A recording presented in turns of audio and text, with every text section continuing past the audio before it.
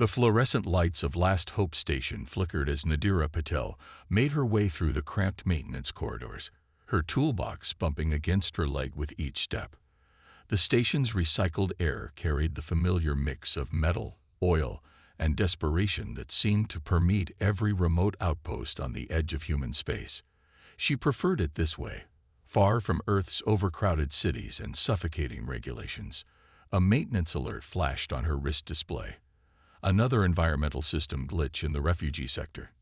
Nadira sighed, adjusting her course. The station had been receiving more displaced aliens lately, each bringing their own atmospheric requirements and technical challenges. It kept her busy, which was fine by her.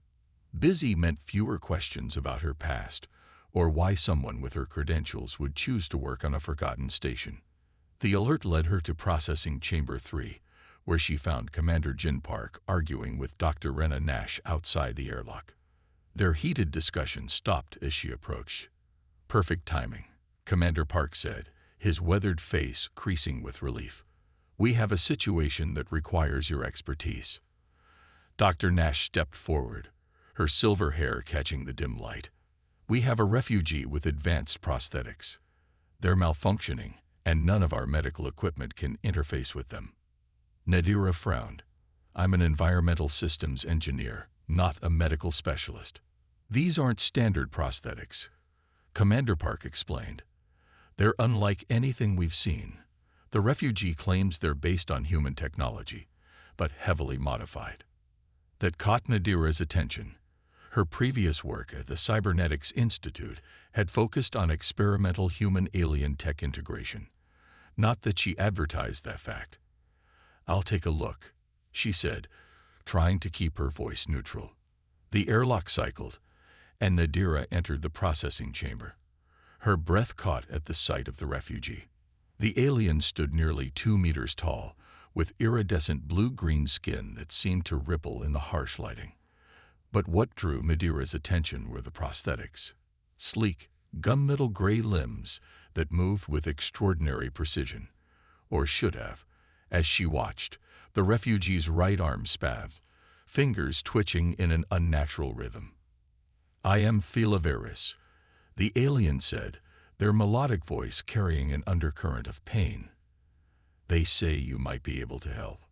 Nadira approached slowly, her diagnostic tools already scanning.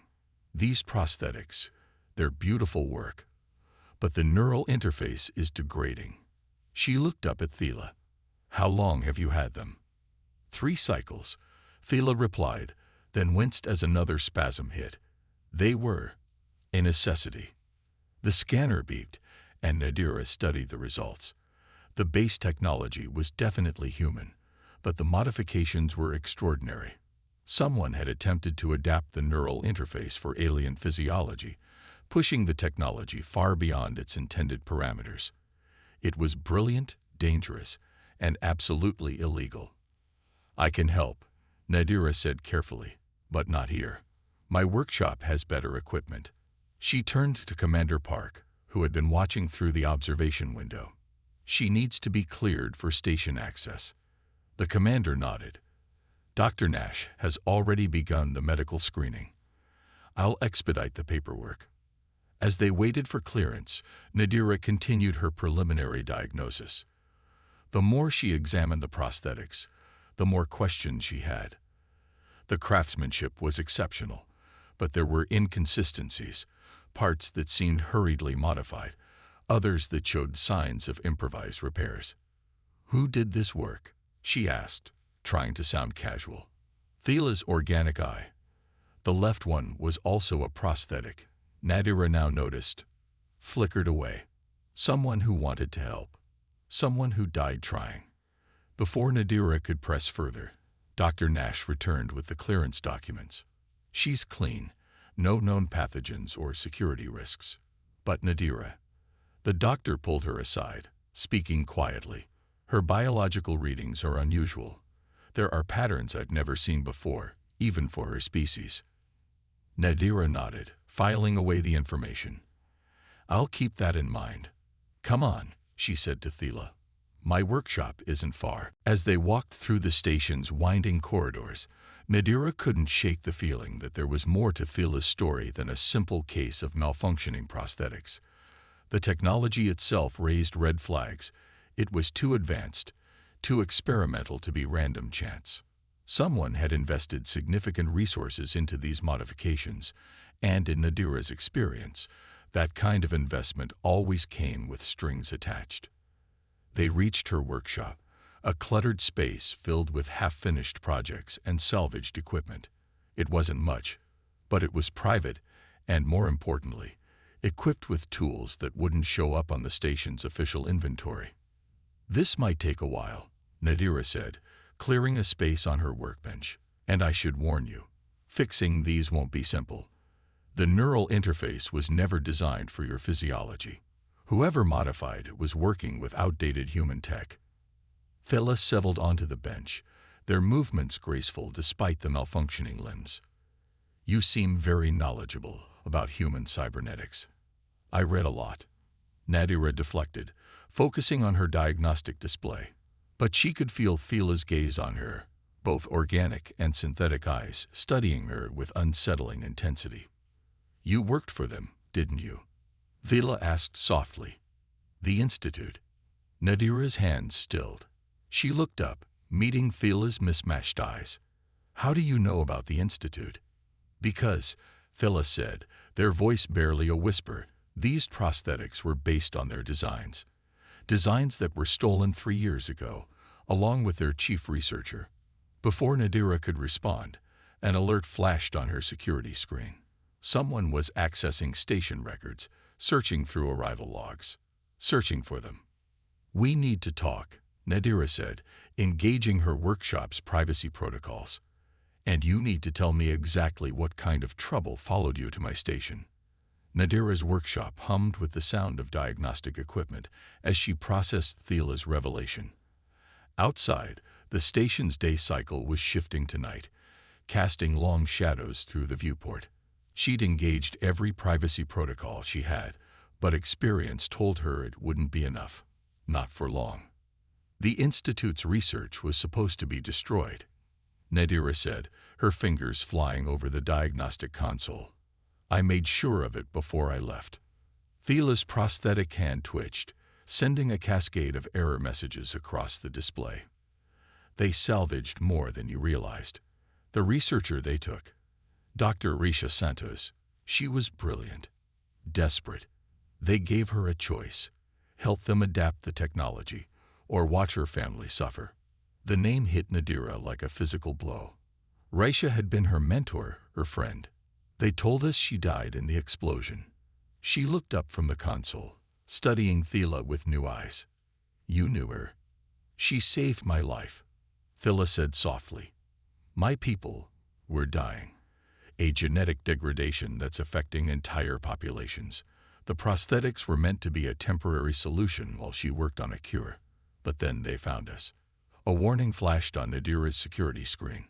Someone was probing the station's internal sensors, looking for specific biosignatures. She quickly initiated a scrambling protocol she designed for exactly this kind of situation. "Who are they?"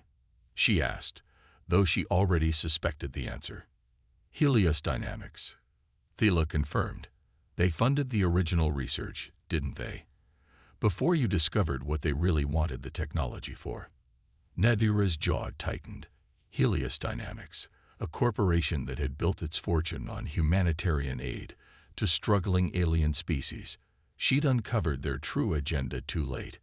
They weren't helping aliens survive. They were making them dependent on proprietary technology that could be controlled, monetized, or shut off entirely. A knock at the workshop door made them both freeze. Nadira checked her sensors. "Dr. Nash." She relaxed slightly and opened the door. The doctor slipped inside, her usual composure shaken. "We have a problem. A corporate shuttle just docked. Helios Dynamics. They're claiming to be here for a routine inspection, but their representative is asking very specific questions about recent arrivals." "Darius Blake," Thila said, their voice tight with fear. "He's their recovery specialist. If he's here, then we don't have much time," Nadira finished. She pulled up the latest diagnostic results, her heart sinking. The neural degradation was accelerating. Without intervention, Thyla's prosthetics would fail completely within days, and given how deeply they were integrated into their vital systems. "Dr. Nash," she said, making a decision, "how well stocked is your medical bay?" "Well enough." "Why?" "Because I'm going to need supplies that won't show up on official requisition forms." She turned to Thyla. "What I'm thinking of trying. It's experimental, dangerous. But if it works, it might not only save your life, but provide a solution for your people that Helios can't control." "You'd risk helping me?" Thyla asked. "Even knowing they'll come for you too." Nadira's laugh was bitter. "They've been looking for me for 3 years. Might as well give them a good reason." She began gathering equipment, her movements quick and precise. "Dr. Nash, I need you to get me everything on this list. And Commander Park needs to be prepared. When Blake realizes we're here, he'll try to lock down the station." "Already ahead of you," Nash replied, studying the list. "Jin may play by the rules, but he hates corporate oversight more than anyone. He'll buy us time." As Nash left, Nadira turned back to her diagnostic displays. "I need to know everything Raisha was working on. Her approach to adapting the neural interfaces, her research into your genetic condition. All of it." Thyla nodded, then hesitated. "There's something else you should know. The prosthetics, they're not just keeping me alive. They're changing me." Raisha discovered that the interface was causing unexpected mutations in my cellular structure. She thought it might be the key to saving my people, but she died before she could prove it. Nadira's eyes widened as she processed the implications. "That's why your biological readings are so unusual. The neural interface isn't just connecting to your nervous system, it's rewriting your genetic code." A proximity alert flashed. Someone was approaching the workshop. Multiple someones, moving with purpose. Nadira quickly initiated her workshop's lockdown sequence, panels sliding into place over the viewport. "Time's up," she said, grabbing her emergency kit, the one she'd kept packed for 3 years, hoping she'd never need it. "There's a maintenance shaft behind that panel. It leads to an old storage level that's not on current station schematics." "You seem very prepared for this," Thyla observed as Nadira helped them into the shaft. "Let's just say I learned from experience." She sealed the panel behind them, just as heavy pounding echoed from her workshop door. "Engineer Patel," a smooth voice called, cultured, professional, and utterly merciless. "This is Darius Blake with Helios Dynamics. We need to discuss some irregularities in your work documentation." Nadira led Thyla deeper into the maintenance shaft, trying to ignore how their prosthetic limbs were becoming increasingly erratic. They needed time and resources to implement her solution, and Blake would do everything in his power to deny them both. As they emerged into the abandoned storage level, Nadira's mind raced through possibilities. The technology in Thyla's prosthetics, combined with the unexpected genetic modifications, it could revolutionize medical science, free countless species from corporate control. No wonder Helios was willing to go to such lengths to maintain their monopoly. "What now?" Thyla asked as Nadira secured the access hatch. "Now," Nadira said, pulling up the station's maintenance blueprints on her portable display, "we improvise, and we finish what Risha started." The abandoned storage level was a maze of forgotten cargo containers and defunct equipment. Nadira had transformed one of the larger storage units into a makeshift lab, using salvaged parts and equipment Dr. Nash had smuggled down from medical. The air was stale, but at least they were hidden from Helios Dynamics' increasingly aggressive searches. "Your temperature's rising again," Nadira said, studying the bioratings on her portable scanner. 3 days of hiding, of working almost nonstop, had taken their toll on both of them, but Thyla was deteriorating faster than expected. "The neural interface rejection is accelerating," Thyla admitted, their iridescent skin dulled with fever. Risha predicted this might happen. The prosthetics were never meant to be a permanent solution. Nadira adjusted the cooling unit she'd jury-rigged to help manage Thila's symptoms. Tell me more about your work with her. Everything you remember could be important. Thila's organic eye closed in concentration while their prosthetic one continued its restless scanning. She discovered that the neural interface was causing unexpected changes in my cellular structure. At first, she thought it was damage, but then she realized. They winced as another spasm hit. Realized what? Nadira asked, administering another dose of the stabilizing compound Dr. Nash had provided. The prosthetics weren't just connecting to my nervous system. They were teaching it to evolve. Thila's voice grew stronger as the medication took effect. My people lost the ability to adapt generations ago. That's why we're dying. But the human neural interface technology, it reawakened something in our genetic code. Nadira's mind raced with the implications. She pulled up her latest analyses, seeing the patterns with new eyes. The degradation isn't rejection, she breathed. It's transformation. Your body isn't fighting the prosthetics. It's trying to integrate them at a cellular level. Her portable console chimed. Dr. Nash requesting a secure connection.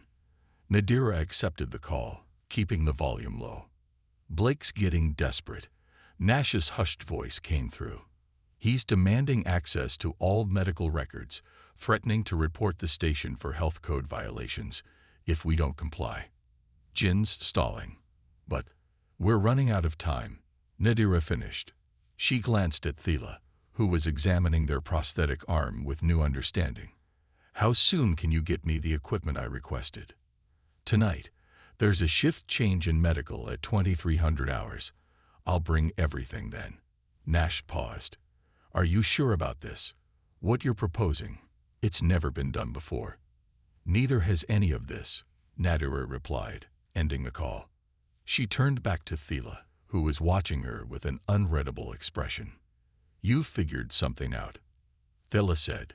It wasn't a question. Nadira nodded, pulling up complex neural interface schematics on her display. Your people lost the ability to adapt, but the prosthetics are forcing your cells to remember how. If we can stabilize the process, guide it. She met Thila's mismatched gaze. We might be able to save not just you, but your entire species, and free them from dependence on heliodynamics technology. Thila added, understanding dawning in their eyes. Exactly. But the procedure I'm thinking of. Nadira hesitated. It's theoretical, experimental, and if it goes wrong. Thila's organic hand found hers, their touch sending an unexpected warmth through Nadira's chest. I trust you. The simple statement hung between them, heavy with meaning. Nadira squeezed their hand gently before returning to her work, trying to ignore how her pulse had quickened at the contact. Hours passed as they refined the procedure, pausing only when Thila's symptoms became too severe to continue. Nadira found herself increasingly distracted by small details, the grace with which Thila moved even while in pain, the musical quality of their laugh when Nadira made a particularly bad engineering joke, the intensity of their gaze when they thought she wasn't looking. Tell me about your world, Nadira said during one of their breaks, partly to distract Thila from another wave of neural feedback, partly out of genuine curiosity. It was beautiful once, Thila replied, their voice soft with memory. Before the degradation began, we were explorers, scientists, artists. Now, they gestured to their prosthetics. We survive. But survival isn't enough, is it? No, Nadira agreed, thinking of her own years of hiding, of watching corporate interests corrupt everything they touched. It's not. The moment was interrupted by a distant clang. Someone in the maintenance tunnels. They both froze, listening intently. Another sound, closer this time. Blake, Thila whispered, their prosthetic eye glowing brighter with alarm. Nadira quickly initiated her security protocols, erasing their work from any networked systems. We're not ready. The procedure, we need at least another day to prepare. Then we'll have to improvise, Thila said, echoing Nadira's words from days earlier. They struggled to stand, their prosthetics barely responding now. You should go. Get to safety. Don't even think about it. Nadira cut them off, already gathering essential equipment. I didn't spend 3 years hiding from Helios just to give up now. Besides, she offered Thela a small smile. I have a few more tricks they don't know about.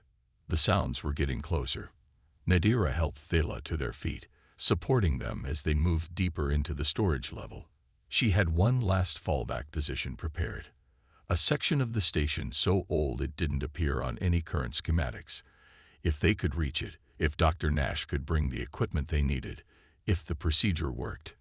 That was a lot of ifs. But looking at Thela, seeing the trust and something more in their eyes, Nadira knew she'd risk it all anyway. Some things were worth more than survival. This is incredible, Nadira breathed. Your body isn't just replacing the prosthetics. It's absorbing them, learning from them. A violent tremor shook the station. Warning lights flashed across Nadira's displays. The drones had found them. They were cutting through the outer hull, trying to breach the sealed section. Neural integration at 60%. Nadira reported, working faster. We need more time. Just a little more. The first drone broke through, its combat sensors scanning the room. Nadira moved to shield Thela, but they grabbed her arm with surprising strength. Don't, Thela said, their voice different, stronger, resonating with new harmonics. Look. Nadira stared in amazement as Thela's body continued to change. Their prosthetic limbs were shifting, the metal and synthetic materials seeming to flow like liquid, merging with their organic tissue. Where there had been sharp divisions between artificial and natural, now there was something entirely new. The drone fired. Thela moved with impossible speed, their partially transformed arm deflecting the energy blast. The drone exploded, but more were coming. Neural integration at 85%, Nadira announced, hardly believing her own readings. Thela, you need to stay still. The process isn't complete. Can't, they replied, standing despite the ongoing transformation. They'll kill you. More drones poured in. Thela met them, their new hybrid body moving with fluid grace. They were neither fully organic nor artificial now, but something transcendent. Exactly what Nadira had hoped for, and something she never could have predicted. Through it all, Nadira kept working, monitoring the final stages of integration. But she couldn't tear her eyes away from Thela, watching as they became something that would change everything. For their people, for humanity, for the future of both species. If they survived the next few minutes, the battle in the abandoned section of Last Hope Station had reached its crescendo. Combat drones lay scattered in pieces, their advanced systems no match for Thela's transformed body. Through the breached hull, Nexus Prime's twin suns cast alternating shadows, creating a strobing effect that made the scene seem almost surreal. Neural integration complete, Nadira announced, still monitoring the final readings. All systems are self-sustaining. Thela, you did it. You're stable. Thela turned to her, their new form a breathtaking fusion of organic and artificial. Their previously mechanical limbs now flowed like liquid metal, responding to thoughts faster than any prosthetic could. Their skin had taken on a metallic sheen while maintaining its natural iridescence, and both eyes, organic and synthetic, now glowed with the same inner light. We did it, Thela corrected, moving to Nadira's side with impossible grace. Your theories, Risha's research, my people's potential, all of it coming together. The moment was interrupted by slow applause. Darius Blake stepped through the breach, his corporate-issued environment suit pristine despite the chaos around him. 2 more combat drones flanked him, weapons primed. Impressive, he said, his cultured voice carrying genuine appreciation. 3 years of hunting you, Dr. Patel, and you give me something far more valuable than what you stole. He gestured to Thela, a true fusion of organic and artificial life.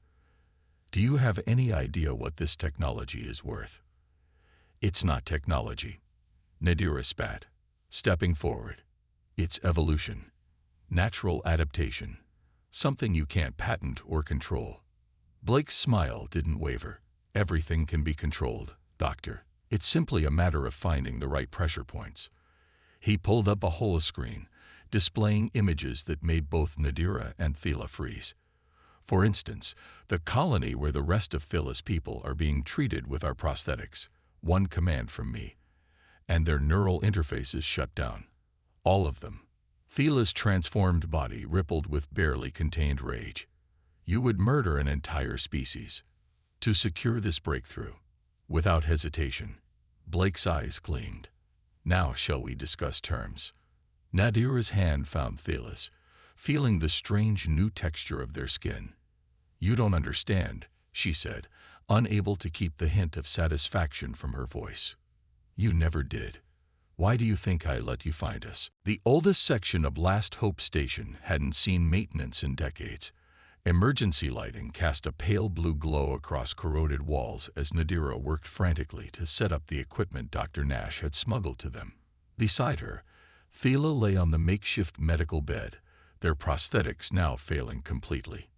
Neural interface degradation at 78%, Nadira muttered, checking the readings for the 100th time. Core temperature rising. We can't wait any longer. Nadira. Thela's voice was weak, but their organic eyes still shone with determination. If this doesn't work, it will. Nadira adjusted the neural stabilizers, trying to keep her hands steady. The genetic modifications from the original prosthetics have already begun. We just need to guide the process, help your body complete what it started. A distant explosion rocked the station, making them both jump. Commander Park's voice crackled over Nadira's encrypted communicator. Blake's getting impatient. He's deployed combat drones in the maintenance sectors. We're trying to scramble their sensors, but they're using experimental tech. You need to hurry. Nadira acknowledged the warning, then turned back to her work. The procedure she designed was ambitious, possibly insane. It would use Thela's malfunctioning prosthetics as a template, encouraging their body to grow new organic versions of the artificial limbs. If it worked, they would have technology that was truly part of them, that could evolve and adapt as they did. If it failed, your hands are shaking, Thela observed softly. Yeah, well, performing experimental genetic engineering while corporate thugs hunt us down isn't exactly a normal day's work. Nadira tried to smile, but her worry showed through. It is for you, though, isn't it? Helping others, fighting corporations, making the impossible possible. Thela's organic hand found hers. That's why they fear you so much. Why they've never stopped looking. Another explosion, closer this time. Nadira's security sensors showed multiple drones converging on their position. The station's old architecture was confusing their scans, but it wouldn't last forever. Dr. Nash, Nadira called over the comm. We need a diversion. Something to keep those drones busy while we complete the procedure. Already on it, Nash replied. Jin's about to have a very unfortunate accident with the station's atmospheric processors. Amazing how many systems can malfunction when pressure seals start failing. Nadira turned back to Thela, running final checks on the equipment. This is going to hurt. A lot. The neural feedback alone. I trust you, Thela said again, those words that somehow meant more each time they said them. Nadira initiated the procedure, watching as specialized nanites began flooding Thela's system. They would use the existing neural interfaces as guidelines, encouraging Thela's own cells to grow and adapt along those patterns. The theory was sound, but the practice. Thela's back arched as the first wave of changes hit, their scream echoing through the abandoned section. Nadira held their hand, monitoring the process with her free hand. The genetic modifications were accelerating, spreading through their system faster than predicted. Neural integration at 30%, she reported, trying to keep her voice steady. Cellular reconstruction beginning in peripheral systems. Through the pain, Thela managed to speak. Tell me why you really left the Institute before the explosion. Nadira blinked in surprise, but understood what they were asking for: a distraction, something to focus on besides the agony of transformation. "I found the real testing data," she said, adjusting the neural stabilizers as she spoke. They weren't just developing prosthetics for humanitarian aid. They were creating dependency, designing systems that could be remotely deactivated if their clients didn't meet Helios' terms. Entire species held hostage by their own artificial limbs. "Like mine," Thela gasped as another wave of change rippled through them. "Yours were different." Raisha made sure of that. She built in safeguards, redundancies. Nadira trailed off as new readings caught her attention. "Wait, something's happening."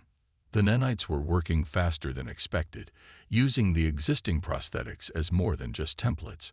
They were incorporating the artificial materials themselves, breaking them down and rebuilding them at a cellular level. Blake's smile faltered slightly. "Let us.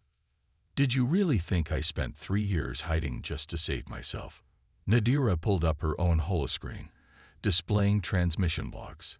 "While you were hunting me, I was learning about your networks, your protocols, your failsafes, and for the past 4 days, while you were so focused on catching us, Dr. Nash has been uploading a very special program into your prosthetics network."